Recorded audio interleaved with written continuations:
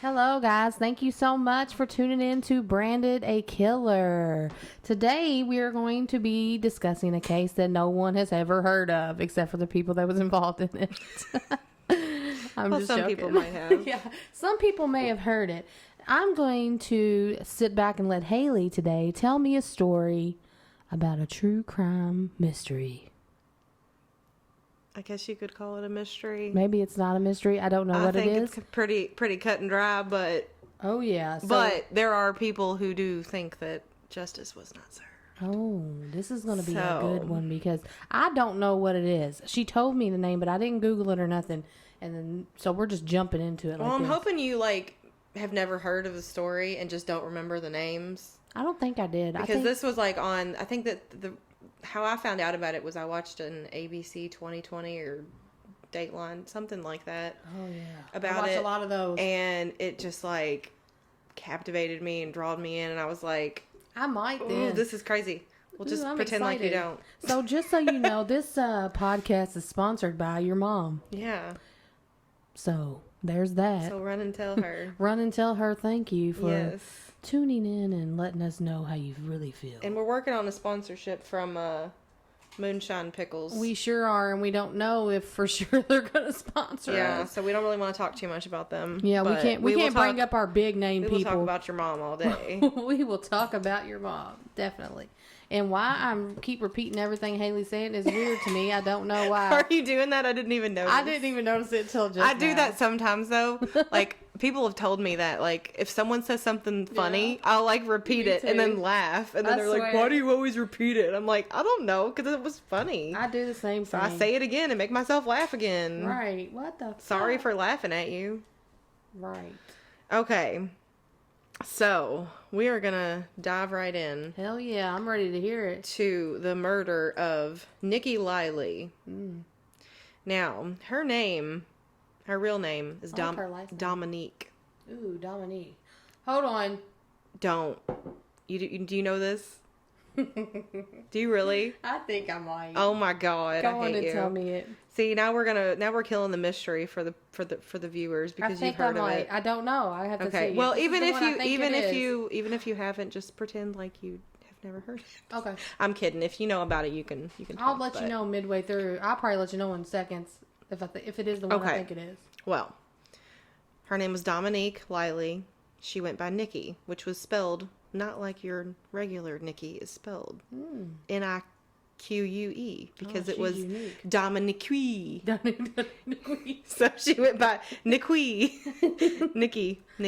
With I think there was a mark. I need to quit clicking. There was a mark on the end of it. All right, so that's enough about her name. Nique Leili. She was a Georgia mother of 3. They lived in Lawrenceville, Georgia, which is a suburb of Atlanta. I'm digging this already.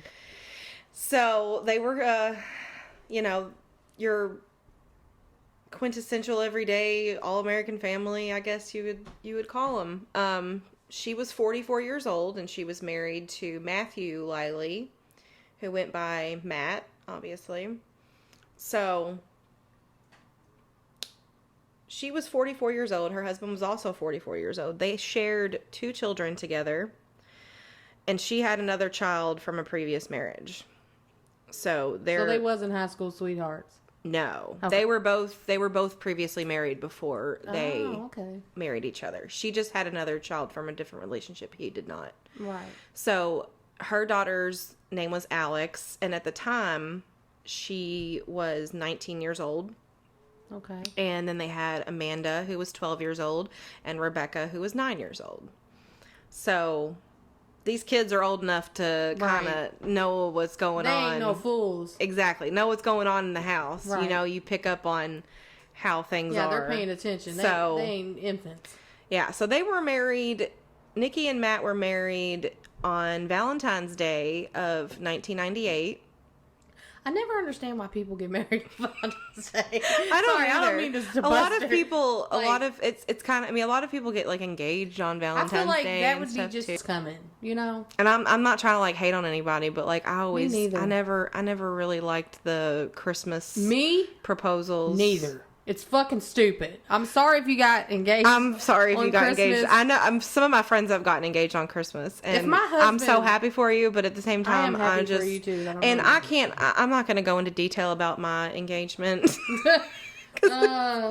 Some things are better left unsaid. But it was basically just a Saturday while we were at home. That's how me and Chilling Brandon's on the was. couch, I think once you get at a certain age, you're like, you know what? Are you ready to do this? Because I am. All right, I don't want to spend my time with anybody else. Fuck it. Well, the thing is that like I had saw something on the TV, and it was like something about a ring. Oh. And so okay. I was in that stage where, you know, I'm like, shit or get off the pot. We've been together 8 years. I was like, all right, let's do this or don't. And if you don't, I'm gone. So I was already making my, you know, my presence known on what I wanted to happen. That's what I said, straight up. Hey, we're going to get married because that's what I want. Yeah, and so then he went into the bedroom and got the ring and was like, here, bitch. No, not and not so many words. But, okay, so, yes, they were married on Valentine's Day of 1998. Oh, yeah.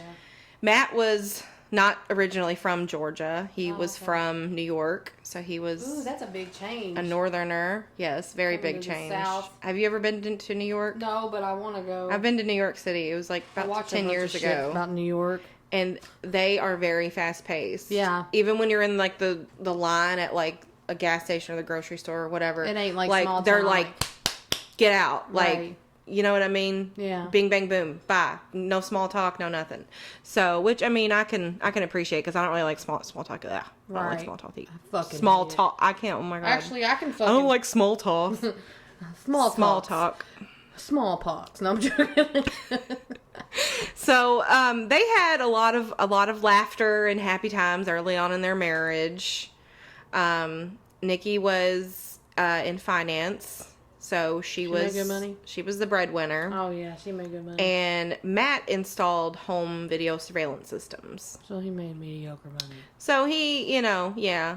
He wasn't making as much as somebody in Well, finance. he did also, he stayed home with the kids. So I think this was a side business or something that he ran out of his house. So I was a stay-at-home mom for 7 years. That shit sucks. I've been a stay-at-home mom without kids. You're a stay-at-home dog mom. I was for a while, and I went kind of crazy. It's all right. But then It'll drive me when I went back crazy. to work, I was like, damn, I really want to stay home again. Right. It's like when you're home, you don't want to be there, and then when you're in the office, you don't want to be there. So it's like there actually is a happy medium, and it's called working from home. Right. Yeah, that's right. That's exactly this right. This podcast is sponsored by Working From Home. This podcast and other podcasts can be found at workingfromhome.com. I don't know why I'd say. Make sure that when you are working from home, you have Branded a Killer in the background because we slash the prices like right. else. Stop. You were silly. Okay, so he stayed home with the kids. They were very happy early on in their marriage. Then they weren't so happy. Yeah. You know, there were some marital counseling going on. They fought a lot. They both had a temper. That's what their families had said about them. But they were complete opposites when it comes to like size. Oh, really? She was 5 foot, 90 pounds. Oh shit, she's small. 98 pounds, my bad. 98 pounds, and he was 6'2", 250 pounds. Oh my god. Yes. So yeah, I get that. We had I'm 4'11". a Robin Big going on here. Right. Damn, it's Robin Big. If you don't know what Robin Big is a show that came on MTV. Google it. Rest in peace, Big. R.I.P. Big. Yeah, he did die. Yeah, that's. You know that sad. annoying horse face Chanel. Oh, I hate her. Laugh. Chanel West Coast. Oh my Yeah. god, I hate her. Yeah. She is the worst. Yep. Okay, so she had a temper. He had a temper. They both, you know, contributed to the fall of their marriage, in my opinion. Right. So they were in marital counseling, and they had over 20 cameras inside and outside of their home. Oh my God. Who's controlling in this relationship? Because he installed video surveillance systems for a living. So weird. he liked to use his house as like a model for like what he could do for other people, for his clients and stuff like that. He did. Yeah. I don't like this guy already because he seems... Just 2 seconds in, I'm like, you know what? And something's wrong with this guy. Nikki's daughter, Alex, the one from her previous relationship, she moved out when she was 16 because she didn't get along with her stepdad, Matt, and all of his cameras made her uncomfortable. Yeah, because I'd be feeling like he was looking at me. Exactly. She's a 16-year-old girl. She said there were creepy. like cameras like facing the couch when you wanted to like just chill? watch TV. There was like cameras just like pointing on you the entire time. Yeah, fuck that. So, she moved out, as I probably would too. Right. So, you know, and all of their marital counseling, everything they were going through, they were also $300,000 in debt. Well, I bet you he ran half that debt up. Yep, and they had a really big house, as a lot of these people Why do they get do. it? Yeah, they get these big houses. It was a very nice house. In the suburbs of Atlanta. So yeah, so they were keeping up with the Joneses, basically trying to fit in with everybody else. Mm-hmm. And it's always like these in these murder cases. I'm sorry, but it is. It really is. Typical. It's always a controlling husband, and there's always a stepkid somewhere in there. I don't know what it is. But there always seems to be a stepkid. Okay. So, they mainly argued about sex and money. Okay. Yeah. Yeah. That's the two things you're going to argue about. Yep. You ain't fucking me. You ain't, what's the other one? Money. If you ain't feeding me or giving me money. Right. Well, apparently he wasn't doing either. Or she wasn't doing. Fucking shit. He didn't make no much money. Well, he's over fucking and surveillance in his house and shit. He ain't got time to make money. Right. Exactly. I mean, I guess he did make money from doing that, from installing. They said that like his servers were like the size of your grandfather clock over there. Oh my God. Like, but wider. You've seen like big servers I know what you're talking before. about. Like That's he creepy. had, and they said the police that investigated this, they said that he had a bigger server than the police station did. What the fuck? Yeah. So. And I bet you when something, I'm not even going to jump ahead because I got a feeling. Don't even jump ahead yet because you don't even know what you're about to hear. Actually, you might, but I don't know. So Nikki also confided in some of her friends that Matt was physically abusive. And they said that at one point he had pinned her against the wall and put his hands around her throat. You know, just kind of, not really necessarily just hitting her, but just kind of like roughing her up. And it's like the men like this, and I have been with a few, that they don't physically punch you, but they scare you enough to basically feel like that you are in danger. Basically, they are abusing you, but it's not to an extent to where you can't do nothing about it. Like, there's no proof. Yeah. And even though her friends did testify that they observed injuries on her. Right. At times. Even though she tried to cover them up. I don't know if anybody ever asked her about them or if they just saw them and just, you know, what are you going to do really? Right. I mean, you know what I mean? Like, you don't want to, like, overstep your boundaries as, like, because it was, like, a coworker that said that she had noticed it. And in those situations, you can't really jump in until they want the help because it's just going to come. I've done that before. I'm very big on domestic violence and trying to help people, but I've put myself in situations that I shouldn't have. And that's the one. That's the one. But I put myself in a situation that, you know, I shouldn't have by trying to help friends out, and then at the end of the day, you can't help anybody unless they want to help and themselves. they want to get away. Yep. And sometimes they're, you know, brainwashed. I'm also going to leave at the end of this a 1-800 number for domestic violence. That's a good idea. Yep. We should have done that at the last one, even though I guess that wasn't really domestic violence. The 1-800 domestic violence is sponsoring this podcast. Okay. Darlie Routier was not a domestic violence victim, I don't believe. Maybe she was. Though. We're not going to get back into that story because that story just pisses me off. She makes me mad too. One day I think she's guilty. The other I think she's innocent. So you want to know the reasonings for, besides him selling these surveillance systems? The reason why he had all these cameras is because he was adamant that Nikki was mentally unstable, and he wanted to record everything that she would say or do to prove, if something should happen, that she was the aggressor and he was not. Then that's how them narcissists are. They, behind the scenes, get you so worked up to the point to where you look fucking crazy. Mm-hmm. And that's, he is a fucking textbook narcissist. Yep. I can tell you just by the video cameras in the fucking house, the controlling, the gaslighting, it seems like this is going down to be crazy. And I think a lot of females go through this and they don't even realize they're into it. No, they don't. Yeah. Because a lot of people, I feel like a lot of people really do think that toxic relationships are normal. Oh, yeah. They think that, okay, it's normal. Don't punch me in the face, it's normal so for it's him fine. to call me a fucking bitch. It's not or scream at me, or, you know what I mean? Mm-hmm. It's not. Domestic violence. Being not called normal. a bitch is domestic violence. It's not normal. I figured that out in parenting classes. But yeah. It's not normal to be called a bitch, to be called any name. Well, it's also not normal for the woman to do the same thing to the man either. No, it sure the fuck isn't. And it's also not normal to have cameras all through in the inside of your house. I get the outside, because I'm a paranoid person, always thinking somebody's trying to break in. Mm-hmm. But the fucking inside, me and my husband just had a conversation about this. I was like, I do not want no cameras in the house. No. Yeah, there's not any reason to have cameras in the house. Mm-mm. Unless you're trying to incriminate someone or... Right. You know what I mean? Creepy. Yeah. Cameras outside of the house, I get that, you know. Yeah, it's weird. But... So, and it wasn't just the surveillance system, though. He also... bugged her car, her phone, with audio recorders, her phone. He put a tracking device on her car. Were they together? He was controlling her every move. Yeah, and just pretty much. Yeah. But he was saying the reason why he did this was because she was mentally unstable and she had a history of storming off after arguments.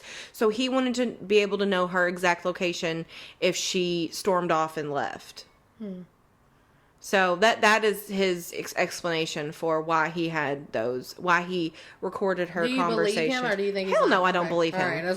Because in some cases, I also want to put there is some cases where there is mentally unstable mothers, but you still. But see, the thing is that her family was none? Yep, she had no medical history of mental imbalances. He even used the word when he was talking to the police about her having a history of mental imbalances. Imbalances? What the fuck is that? Like a chemical imbalance, I guess, in your brain. Well, why don't you just say mental illness? But the thing is that how are you going to say that when she's never been diagnosed by a doctor? Right. That she has mental imbalances or chemical imbalances, whatever you want to call them. You can't. You know? Mm-hmm. So, sit down, Dr. Fucking weirdo. Save a hoe. You know what I mean? Yeah. Like, you're not doing anything. Yeah. Fucking controlling. That's all you're doing. So, about... We see you, toxic motherfucker. June 28th, 2011. Oh, shit. So this happened in 2011, which was almost 20 years ago. Oh, my God. I better stop. Almost 10 years ago. It'll be 9. Let's just say 9 years ago, because it really was 9 years ago. Okay. So the police were called to settle a domestic dispute at their house. She calls 911, claiming that her husband will not let her leave the house.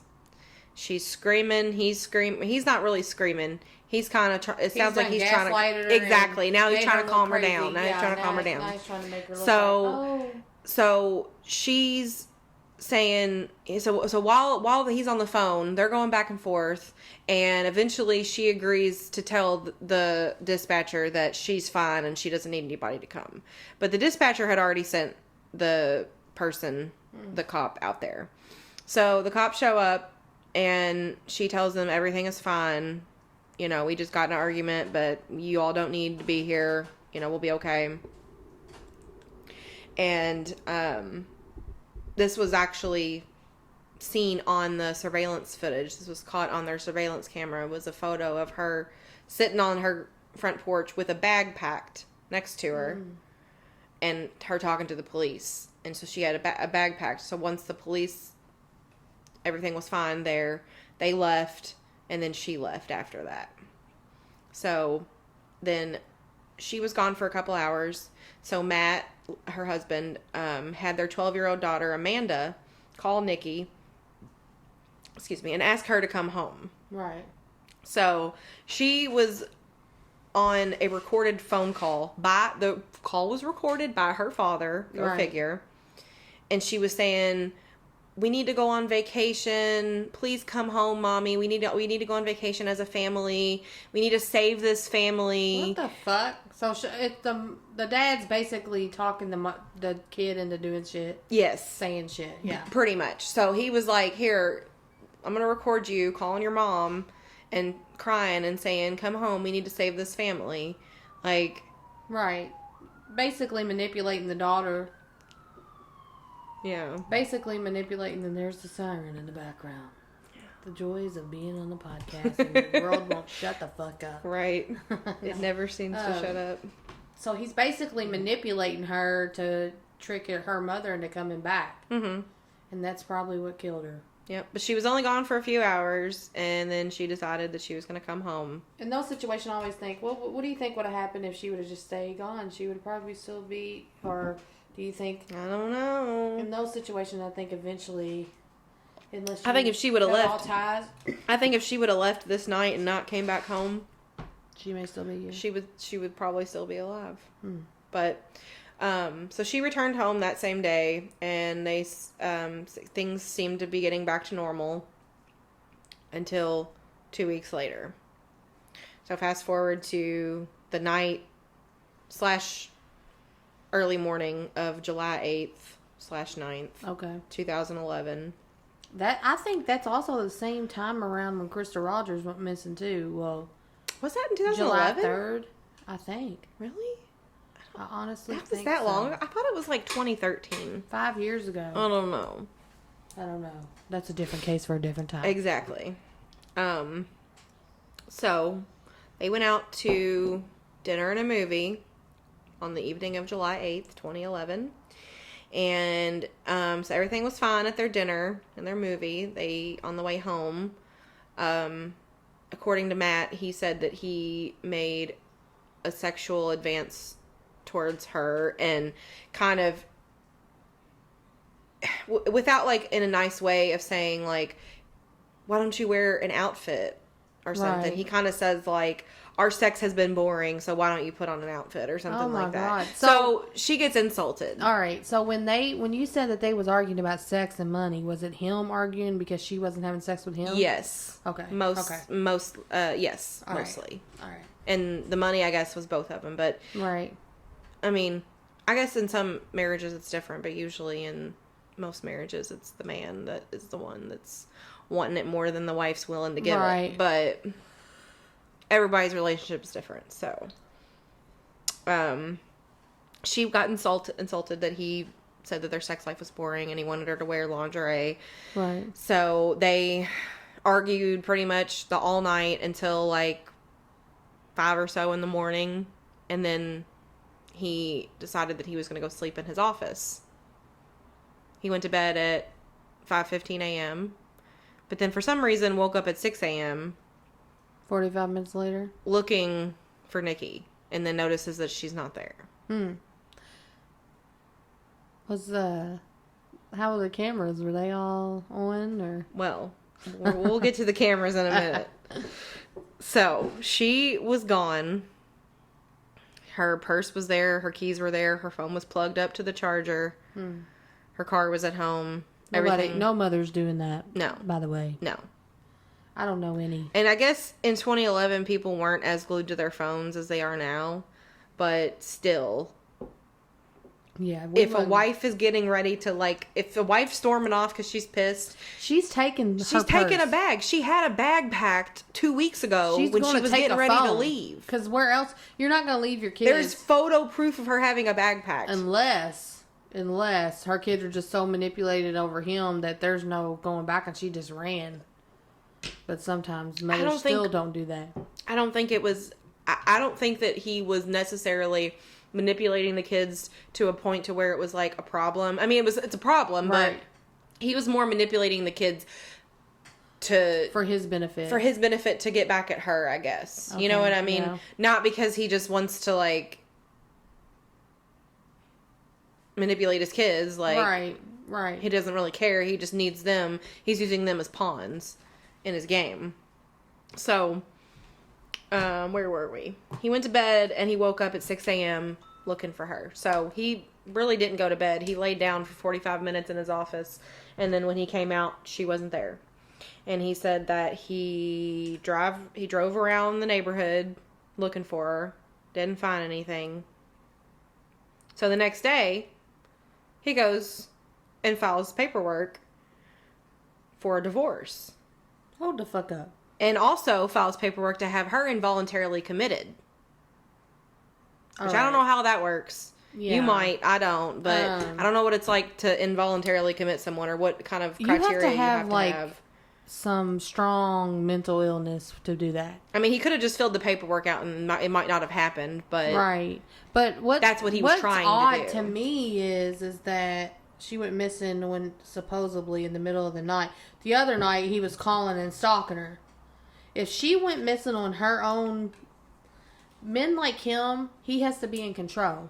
Mm-hmm. So the reason right there is a red flag to me because I feel like that he was in control of the situation because... He knows where she's at.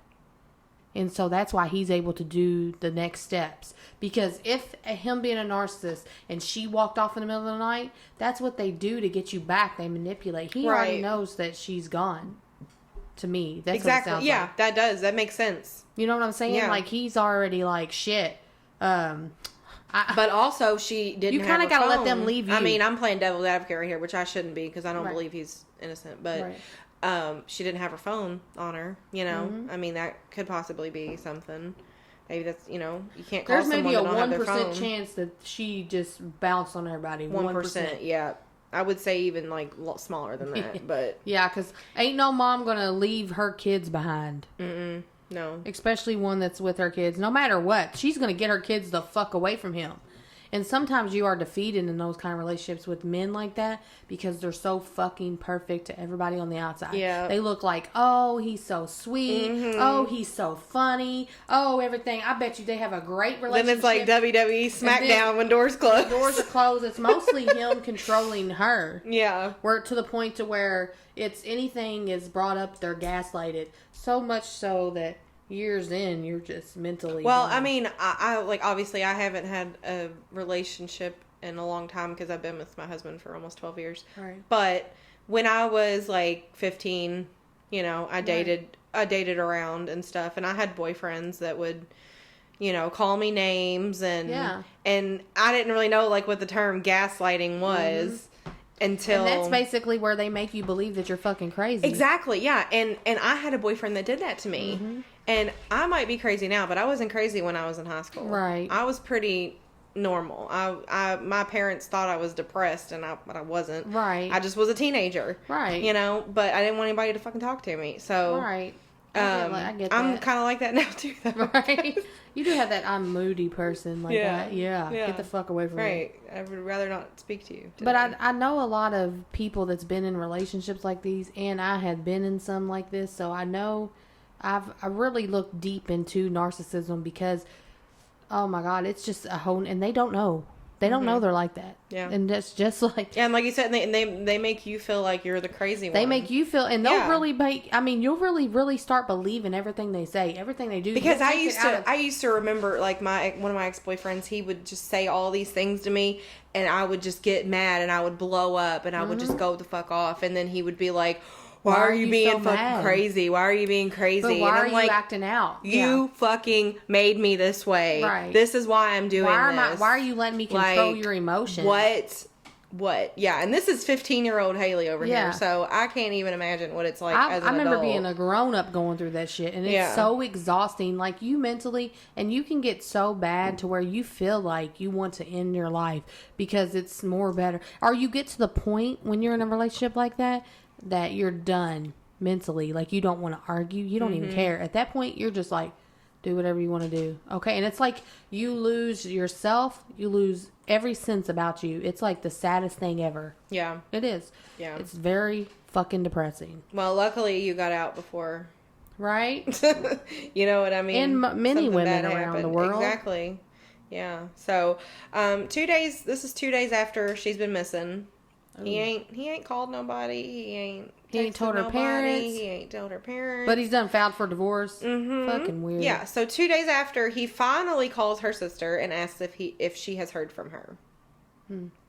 And she said, no. What's wrong? You know, what's going on? And he said, well, she hasn't been home since Saturday night. Right. And her sister was like, what the fuck? Like, why are you calling me? Why have you not called the police? Right. Like any logical person would do. And he said that he didn't want to call the police and then she said, why?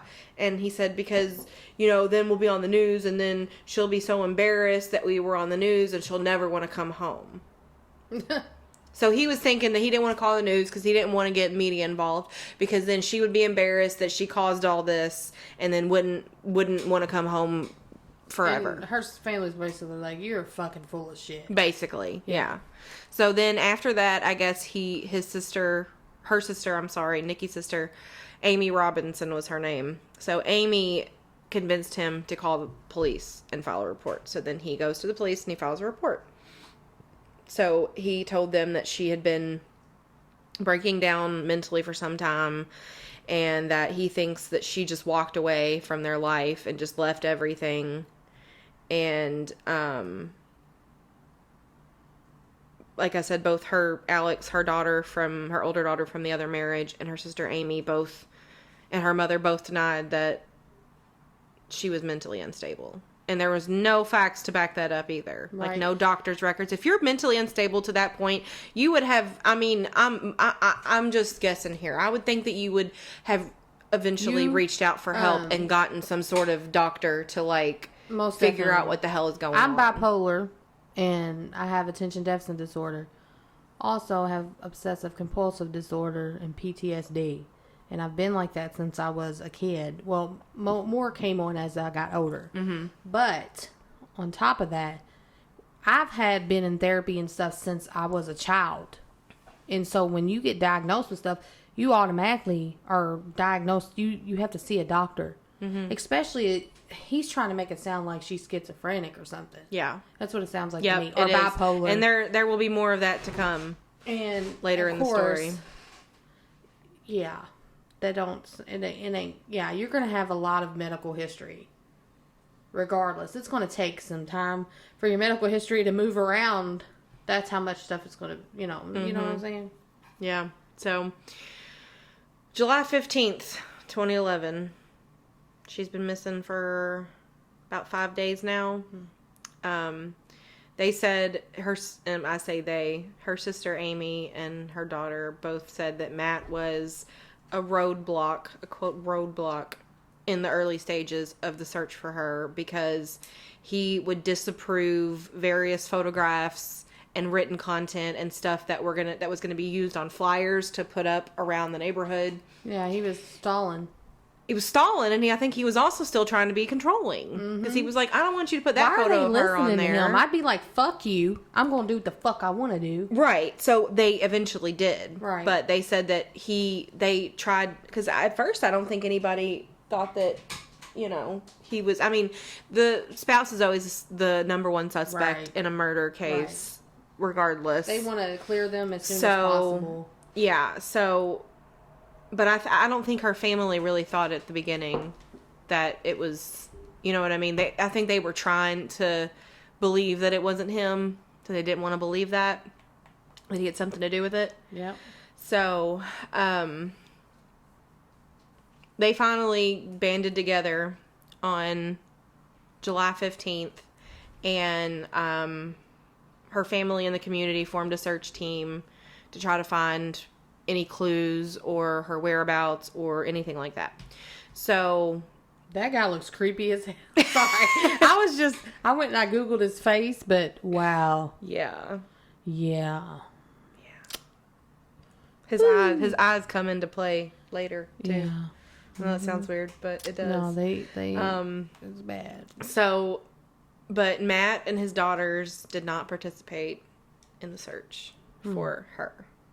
How old are the daughters again? You 9 said and 12. 9 and 12. That's sad. Her older daughter, who was 19 at the time, she did participate. She was her and her.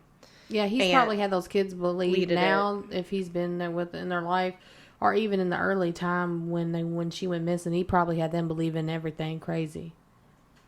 Basically, he could, men like that can manipulate and make the kids think that their parent is some way and make them treat their parents badly. And I also think that I don't think he was necessarily like, I don't know what he was doing, honestly. I just think he was knowing that he needed to lay low and not be around cameras. Right. And stuff. Right. You know what I mean? And he didn't want to be there because if you watch the ABC 2020, the footage, they showed the footage of kind of like what Scott Peterson used to do. Yeah, they showed the footage of everybody out there searching and stuff. And, the families were giving interviews. And, of course, they're going to ask him to give an interview. And he doesn't want to give an interview because... That's weird. Yeah. So it's weird not to want to look for your wife. Within 10 minutes of searching, they found her body. Nude, covered in piles of leaves and twigs. And it was 10 minutes of searching the very first one. Yes, and that's because they were searching around her neighborhood, and she was apparently dumped in like the woods at the front of her neighborhood. So it wasn't even a mile away from her house. And he's fat, so he was lazy. Yeah, I ain't trying to be mean, but goddamn, he's a big guy. Yeah. So he was probably and she's 98 pounds. Yeah, so he was. She's a sack of potatoes, like. That's crazy. In the first fucking 10 minutes. Yep. It was one of her coworkers that found her too. So I found her on Facebook. I couldn't find any of the other ones on Facebook. I love doing stuff like that. I found her, but I was searching for her daughters, and this podcast is sponsored by Facebook. No, I'm joking. Oh my god, I snorted. I need to stop. Okay, so yeah, they found her body within 10 minutes of searching. That is wild to me. Yeah, it is. It's pretty wild. I mean, she wasn't very deep in there. What it was, how they found her was they saw a woman's foot with nail polish like sticking out from the pile of leaves. And she wasn't like decomposed or anything. No, she was. She was. Shit. Yes, she was. Oh shit. Well, I'll go into that here. How many days was it? About 5 or 6. Yeah, so she's starting to. Yeah. So at her memorial, her oldest daughter gave the eulogy, and I watched it on YouTube, and I cried, of course. That's so sad. And then they played Because You Loved Me by Celine Dion, and then I cried some more. I know, that was my 5th grade graduation song. So, and she said, Alex, her daughter, said that her father, who is not Matt, was her rock throughout her losing her mother, and that he, helped her, helped her deal with it and, let her know that where she's in a better place and she's not suffering anymore, yada, yada, yada. Right. So her dad was really good throughout that whole, and despite the fact that her and her father had divorced. So I think that is good that, a parent can be there for their child if something happens to the other parent and isn't just like, oh yeah, now they're all mine. You know what I mean? That's sweet. That's yeah. good. So, but okay. So then her other daughters and their father did not attend the funeral either. What the fuck? Yes. Yeah, because he's guilty. Yep. Please tell me this bastard goes to jail. So let's get into the forensics. All right. Let me take a swig of this and we'll get into the forensics. Oh yeah. Because there's some juicy forensics in this case. Oh shit. Oh shit. Brace yourselves, fools. All right. So. First of all, so investigators say that since her feet were clean, her feet were very in good condition as far as, I'm sure they were. Yeah, how the fuck you gonna walk away barefooted? Yeah. So they were decomposed a little bit, but they said that her feet were clean. So that means that she did not walk into that forest herself. She was placed there. I believe it. So the autopsy revealed that she died close to the time that Matt said that she went missing. So probably around the 5-6 o'clock in the morning. So basically, he killed her. Yeah, pretty much. Pretty much. So, in her system, there were low levels of alcohol. So she did have a little bit of alcohol in her system, not a lot. But she had very, very high levels of GHB, which is the date rape drug. Holy shit, he roofied For her. those that don't know. And then he dragged her. Or no, then he probably carried her because she was like 2 pounds. Yeah, and so the medical examiner said that there was no obvious cause of death because she found no evidence, but she also found no evidence that Nikki died of a natural cause or disease or self-inflicted injury or violent accident.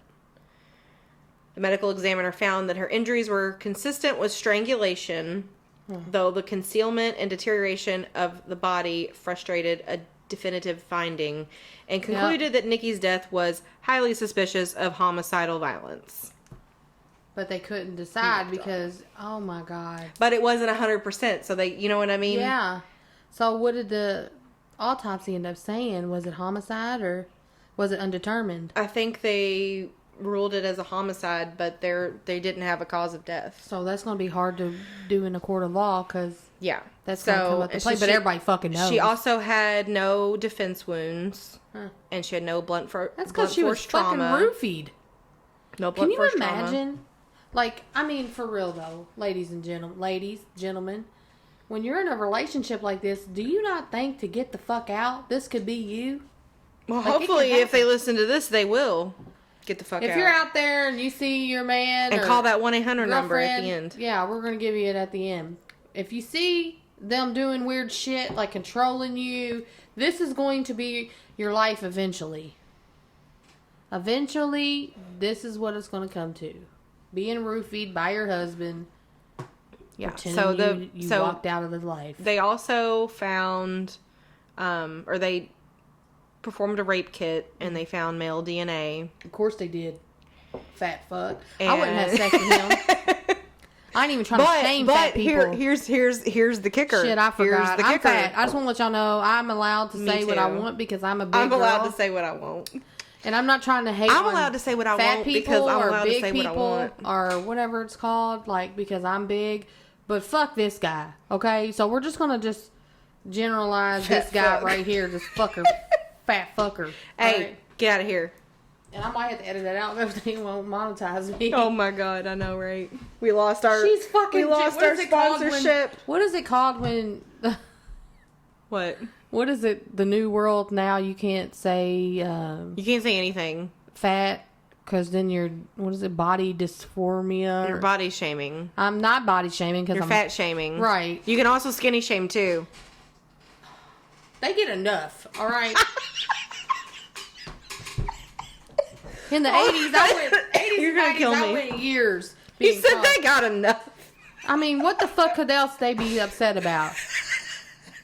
I'm done. Okay, I'm done. All right, let's get back to this because I'm gonna kill myself. All right. You can't say that either. If you feel suicidal, make sure you go into the number I'm gonna put at the end too. Are we really doing a suicide number at the end? Just to be safe, because you said something about killing yourself. God damn it. You know how the new world is. I'm sorry. I just say that. I don't really mean it. Okay, so there were no defense wounds, no blunt force trauma. There was male DNA found in the rape kit, but like I was wanting to say earlier, this was the kicker about all this is there's male DNA found in the rape kit. But Matt was adamant that they did not have sex that night. He said they argued about sex when he said he wanted her to put her outfit on and not be so boring. But he said that it obviously didn't work because they didn't have sex because she was like, fuck you, I'm leaving, you know? So how is his DNA in her if... Because he raped her. Well, and at the time, they didn't know if it was his DNA. And now they probably do. I lost myself. So this guy, Google him. What's his name again? His name is Matt Leili. Matt Leili. Look him up. Leili. You'll see what the fuck I'm talking about. Li. And I'm not even about people's looks, so fuck this guy. We can put a photo up of them on the Facebook page or something. Oh, yeah. Afterwards. Yeah. So, the police also went through her phone, searching for a possible affair. Because, a lot of Yeah, times... it might be an affair. They have to... They're trying to look cover into all this grounds, stuff. even though they know it's the husband. They got to go and do everything else. So, of course, they found no evidence of an affair because there wasn't one. They searched Matt's SUV, and they found a hair that was either belonging... And this is what's weird. It was either belonging to her or one of her children in the hatchback, like the locking area of the hatchback. Well, that's kind of creepy. Like he put her in the trunk and then shut her hair yeah. in the trunk, and then the hair got caught in the lock. That's exactly what he did. Yeah. But they couldn't determine whether or not it was her Couldn't her they get hair or one of her dogs daughters. that go and look and find the dead body? They did Kaylee Anthony like that. Maybe. I don't know. I don't know if they had any... I didn't hear about any dogs on this case. But... Except for Matt Leili. Right. So... they issued a search warrant to obtain the surveillance camera footage because they figured, if this guy has all these cameras, then we should have at least where she seeing her leave the house. We should have something happen about that. So there were 50,000 videos stored on Matt Leili's computer, and it took investigators 4 months to go through every single video. Oh my God. You would think that all those videos would show all the abuse he does to her. Yeah, well. You would think. We'll get more into that soon. So the only surveillance footage from that night that she went missing shows her around midnight sitting on the front porch smoking a cigarette. So after 12 a.m., the night she was last seen, there was no more footage recorded. No more footage was recorded until he went to file the police report. And when he found the police report, he said that he believed that Nikki may have pulled the plug on his server before she left the house. Because he said that she had done that before to piss him off. That's some shit I would do. So, exactly. So that's his alibi. Is he's saying, what if he was actually telling the truth in all this? Wouldn't that be fucked up? It would, but... That would be funny, because fuck him. I don't know. We'll see. I don't know.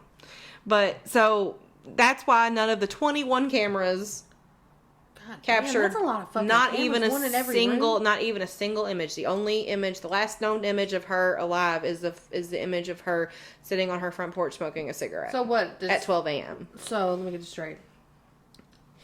He's saying that after she smoked that cigarette, she went and unplugged it? Yeah, and then left. And was there any footage of her walking to unplug it? I don't believe so. So, yeah. Yeah, she's fucking, he's fucking... So, even though the police obviously suspected Matt Leili in his wife's murder, they did not have enough evidence at the time to charge him. So... After learning about the surveillance footage, about there being no surveillance footage, basically, her mother, Nikki's mother, Harriet Garrett, what a name, Harriet Garrett, she called Matt and she said, "I know you killed my daughter, and I will haunt you until the day you die." And then so Matt hung up on her, and after that, he cut off all communication with Nikki's family. Right. And that means he cut off all communication with his daughters from Nikki's family, which is very sad. I hope this guy went to prison. So. And I feel like you're not telling me because... Like he didn't. Well, no, I just don't want to ruin it for. I'm trying to tell a story. Oh here. yeah, that's right. I don't want to go ahead and ruin it while I'm not even. I feel like I forgot I was doing a podcast. I was wanting to know for my own self. Like what the fuck is going on? That's why. Yeah, that's why I keep holding out information on you. I do have a question. I will get to it. When you are watching something like true crime related and you can't wait, do you always Google it in the middle of it? Sometimes I do, unless I'm like, if I'm like really like captured and like into it, I won't because I don't want to mess that up. But if I'm like, okay, this seems, whatever, then maybe I might Google it halfway through. So it kind of just depends, honestly. Right. Do you Google it and ruin it for yourself? Yeah. Yeah. And then I still, what the problem is with true crime is that I've seen everything that I can't find nothing that excites me anymore. Yeah. Most of it's like, okay, well, I've heard that before. Right. But I still feel like there's, Even though I feel like There's I know so a much lot, out. You know what I I'm still talking feel about? like there's so much out there that I don't know about. I know there is. I know there is. It's just finding it. Yeah. Like in the next episode. Well, one I'm going to tell you. So just chill. Yeah, it's the next episode. Sorry. Go ahead. No, you're fine. You're going to tell me what? Oh, yeah, Martha Moxley. Martha Moxley, yeah. I know the name, and I know I've heard the name before, but I don't remember the story. This one's too long, but the next episode we do, if I haven't decided if we're going to record it again or wait till next week and do it, but that's a good one, too. It is. So, back to this story. Matt decided that he wanted to stop talking to the police. Mm-hmm. About 7 months after the murder, he says, I ain't talking to y'all no more. Get a lawyer. I got a lawyer. I'm out of here. So he takes his daughters, his 2 daughters that still live with him. Obviously, the other one's not his daughter, but right. He takes them and they move to Vermont. The fuck is in Which Vermont? I don't know if you exactly. It's a lot of snow and not much else. Well, he's from up there too. Right? Yeah, he's from New York, so Vermont's pretty. I heard though. It might be. So that was another kind of like a red flag. Yeah. You know what I mean? Like he's putting distance in if between. you're if just like. I mean, even if y'all are like on the rocks, even if your marriage is on the rocks, if something happens to your wife, like why are you just gonna like pack? I mean, I don't know. Yeah, that's right. Why? I don't know. I he's guess he's not normal because he's a murderer. I guess I could see where someone might do that though. Right. To like start over, new life, whatever, you know. So. Yeah. So this was in February 2012 when they moved. And also in February 2012, the Gwinnett County Sergeant, which Gwinnett County was the county in which this crime happened, John Richer, ordered another review of Matt Leili's computer files using a new technology that was not previously available in 2011. So when he ordered this new review of the computer files, they found over 500,000 audio recordings. Oh my God. And it took investigators over a year and a half to listen to them. Could you imagine having that big of a task? So, here is where I want to play some audio files. Yes. Which I don't know how well it's going to go because we didn't test this before.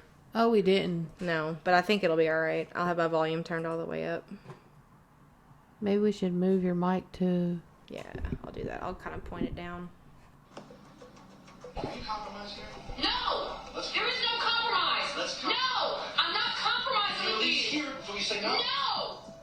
Listening to her voice really kind of opened our eyes as here's the nature of their relationship.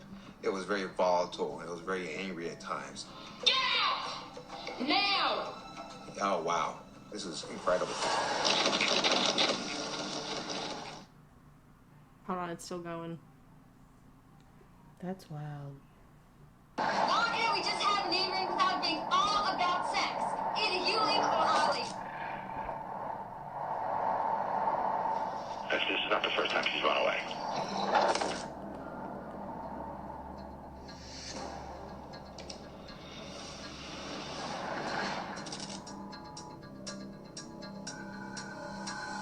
Listen, that was audio file. I'm thinking that I'm not going to find anything substantial because these weren't files that were hidden. So they're on Matt's computer. He didn't try to hide them. Get out! Get out! Can we compromise here? No! There is no compromise! No! I'm not compromising At with least you! hear it before you say no. No! You get an idea of, That was the same thing they just played over again. It's but- alright. That's So, wild. yeah, you kinda get- so, like, kinda she, get a yeah, feel you can for- tell. Like, he's trying to want... Is he, like, trying to talk her into having sex with him? I don't know. They don't know what led up to it. These are just probably just pieces Like, of little pieces of... recordings yeah. from And they were- hours and hours. Yeah, it took them... But I mean, basically, it shows like that they were obviously argued a lot. But right. damn it, where was I at? Hold on, I was about to say something. I was about to say something smart.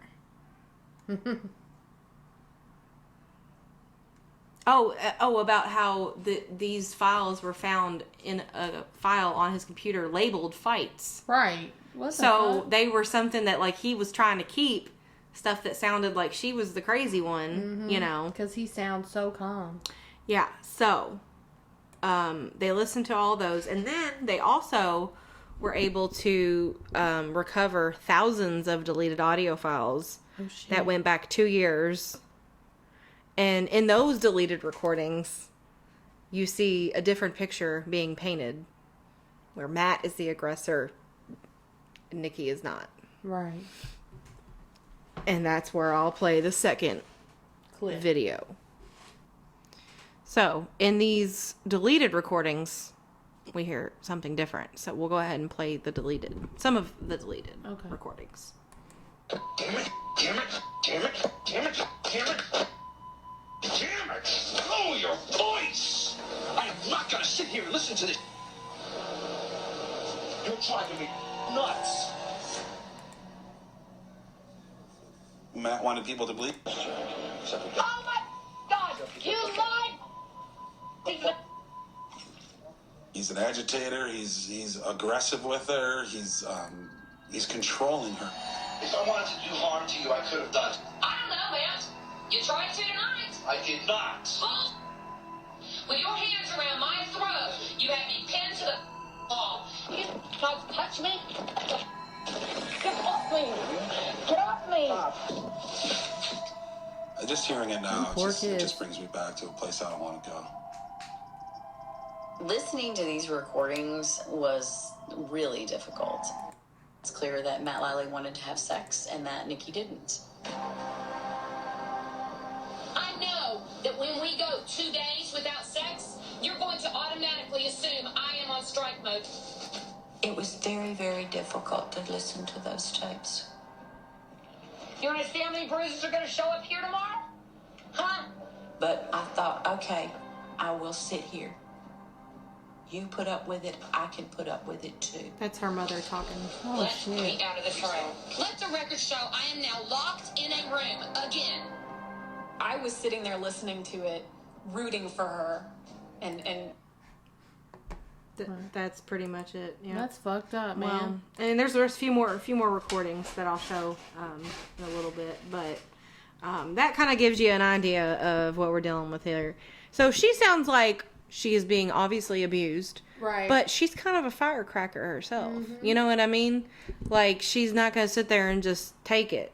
She's probably just done. She probably didn't think he was even going to fucking do anything this crazy, like kill her. Yeah. So after they found all of that, that obviously made them more suspicious of him. Because he's basically heard physically pinning her down and assaulting her. You can hear it on the recording that we just played. Like, there's like a struggle going on while they're yelling at each other. So, so the Gwinnett Police forensic detective, Chris Ford, he also found evidence that the security camera actually did record video from the precise hours when Nikki had left or had been taken from the house.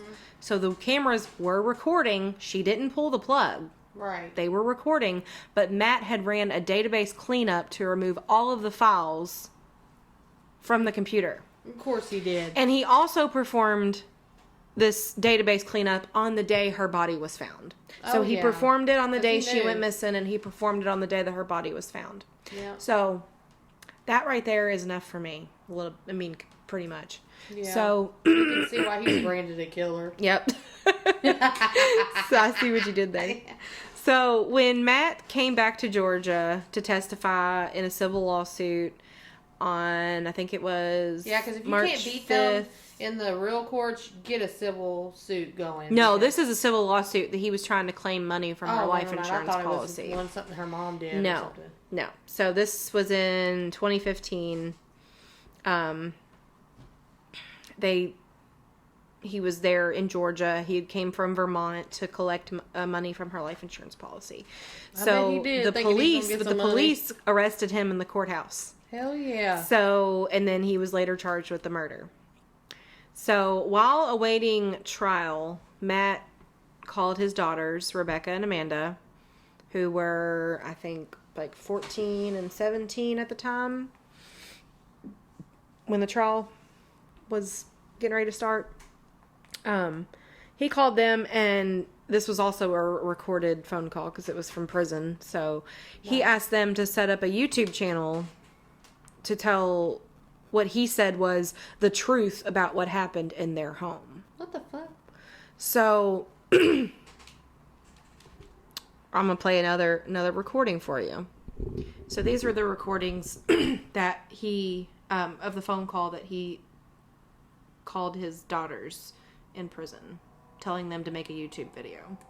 Make sure you tell people we have set up a YouTube channel to tell you the truth about what happened in our home. Okay. His secret weapon, his own daughters, Amanda and Rebecca. They get Father Knows Best instructions from jailhouse phone calls to launch a YouTube crusade to defend him against Nikki's family. All these years we were told to be silent, to protect Mama's image. We can't be silent anymore. My dad is now in jail because of these false allegations. It's time we tell the truth. That's even better. Just listen. They execute his instructions almost word for word. It's finally time for us to tell the truth and for us to call them out on their lies, and now's our chance. Say something insulting from this pathological lying family that doesn't want their dirty laundry aired. But the truth will be enough. The family. Yeah. You can see the manipulation. Yeah. He is even saying, like, say something insulting, like and this pathological they're lying brainwashed family. They think they really believe, and they're going along with like it. Like I said, they really believe that their mother was the bad person and their poor dad. Yeah. The way they have narcissists have a way of doing that to you. Yep. So we'll jump back into the story. I got one or two more recordings before this is all over. But right. So they also went on to say that they cannot wait to face this family in court and call out their lies because they've done nothing but cause us pain and torment, and our day in court will come, and hopefully my dad will be able to come home. Poor kids. Is what one of his daughters is heard They're saying in the toxic bonding stage where they think that everything is great. Their dad, nothing. The problem was their mom. That's the way that he programmed them to do. Yeah, and he even told them. Well, they talked about. I don't know if he told them to say this or not. Probably, but they talked about their mom hearing voices and stuff like that, and that she said that she was tired of the voices telling her that the people were talking bad about her and all this stuff. And so they're also trying to paint the picture that their mom was crazy. Like their dad was also trying it's sad because the kids really believe that she was. Right. And, they're going to back their dad 100% because that's all they know. Yeah. And it's sad because, and that's why it's hard to beat her family. It's hard to beat a narcissist in court and anything because they're good at their image. They're good at getting other people to believe what they believe and what they want them to believe. Yep. So there's no beating them unless you have physical proof, I feel you. Yeah. It's hard. So, January 27th, 2016, the trial begins. So, prosecution's theory of what happened to Nikki the night she disappeared is that they think that whenever they got home from the movies on July 8th, 2011, that Matt gave her the date rape drug, GHB, to lower her resistance level so that he could have sex with her. Because obviously she wasn't going to do it in her sober state of mind. Do you think maybe she died accidentally while he was raping her? And so maybe he's been Can you die this. from the date rape drug? You could, yeah. Oh my God. What if... It sounds like something okay, maybe he did this before. The prosecution's theory is that after he had sex with her, that he either asphyxiated her by sitting on her, or he strangled her. Right. And that also explains why there were no defensive wounds, because she was passed out when he did it. Right. He just laid on top of her until she died. Yeah. So I guess it could have been an overdose, or it could have been. Or what if he like was strangling her? Yeah. Or he could have just been like choking her during sex or something. And it turned deadly. Yeah, which has happened before, but. And now he's trying to cover up his shit. I don't know if I believe that like he like set out to like try and murder her. You think it wasn't premeditated? I don't necessarily think it was premeditated. So he'd probably only get a murder 2 charge then, because the first degree murder is going to be. Yeah. What did they go for? Was it first degree murder? Malice murder? Malice, what is that? What's malice murder? It's like with malice means with intent. With intent. Okay, so yeah, I guess it was. So his daughters, Amanda and Rebecca, who were now 17 and 14, they also took the stand to defend their father. Mm-hmm. And they testified that they never saw their father hit their mother. They're not going to, but the court's not really going to listen to them because they can already see that it's an abusive situation. Right. So they testified that their dad was, the sane one. Their mom was the crazy one. Right. Because that's what they've been told their whole lives. Right. Another prosecution witness, not a defense witness, prosecution witness was Matt's ex-wife, Joanne. Her name is Joanne Lucy. And she testified that though Matt never hit her, that he would restrain her a lot by pinning her down or against a wall, and that he would scare her by hitting the wall or an object that was near really her. Close to her. Yeah. It's intimidation. And that he also would track her electronically. So it's a pattern. And she also testified that he manipulated her in ways that impacted how she now moves through her life. Yeah, it's a fucking trip. Matt would suggest meeting at a specific time or location, but then he wouldn't show up. Mm-hmm. And then he would deny that the plans were even made. But then it would question her about her whereabouts. To make her look crazy. Yes. So when she separated from Matt, he showed up at her parents' house, inside her parents, not at her parents, inside her parents' house, oh, hell using no. keys that he had made himself for their house, looking for her. Oh, hell no. And she eventually had to get a protective order against him. Oh, yeah.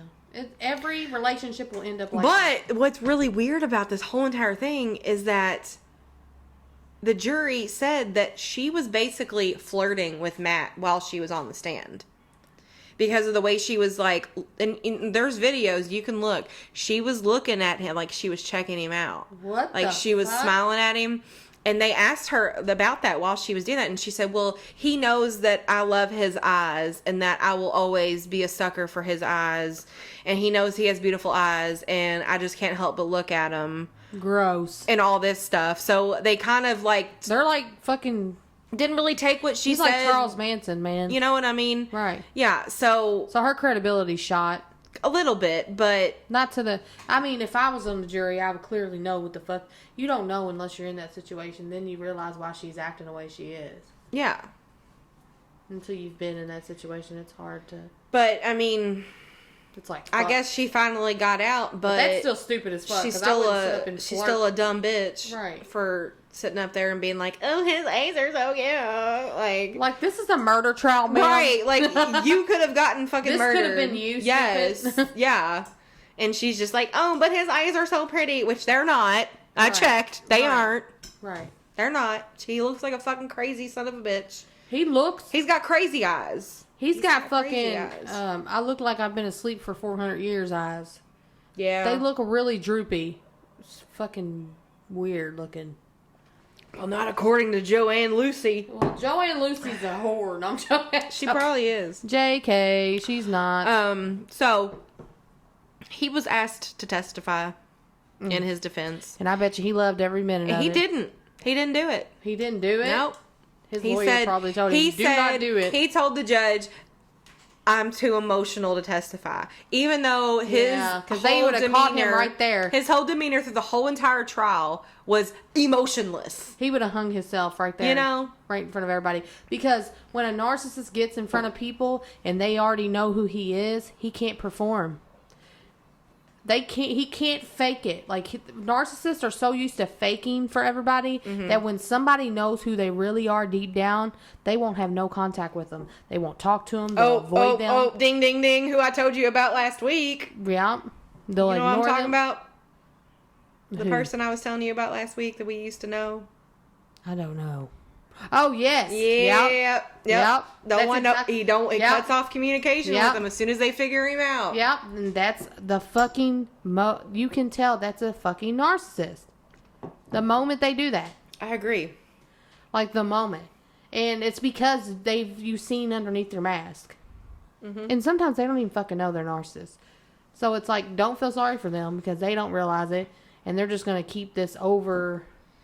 So he was too emotional to testify. Yeah, I just can't keep myself together. Motherfucker. Yeah. Right. So, 3.5 hours of deliberation. Okay, this is kind of a two-sided verdict here. Right. They found insufficient evidence to prove that murdered he drugged and raped her. The roofie. Yeah. There's one. But nobody's roofing their fucking self. They found him guilty of malice murder and of felony murder. Huh. The judge sentenced him to life in prison without the possibility of parole. Hell yeah. I am so glad he's in jail. Happy ending to the story.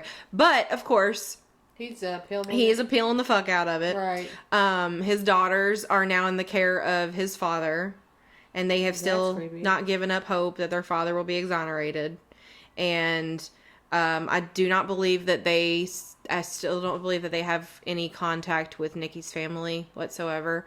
But in 2016, which was right after the verdict was read, was when this 2020 episode came out. Right. And her older daughter from a previous relationship, Alex, had said that, she doesn't blame her sisters for what, how they feel and all this stuff. And she says that she will always have open arms to them because she loves them. Right. And that she doesn't see this as something that's their fault. Right. So she's open for it. Yeah. I don't think that they necessarily are. No. And also, like I said, I tried to search them and see if I could find anything.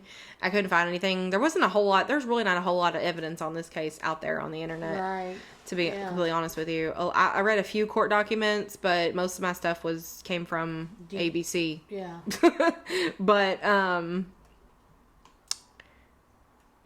is wild. Yeah. So, and then how long did it take him to go to jail from the time she was murdered? You said 2011. About 5 years? Yeah, about 5 years. And then here's another thing. I'm not gonna play this recording because it's kind of pointless too, anyways. But because y'all heard the recordings from before. But basically, in one of the recordings that they left, that was like in their final statements, the prosecution's final statements, was that she said that in the recording she was telling him, "You said I should have let you kill yourself a long time ago, so I wouldn't have to do it." Is what she said that he had said to her. What? And then she said, "Welcome to my world. You killed me a long time ago." Yeah, they were toxic. So, like, you can tell. It's weird that, like, she said that. You know what I mean? That is weird. Like, yeah, you killed me a long time ago, and then she ends up getting killed. Yeah. So, there it is, everyone. That is our story for this evening.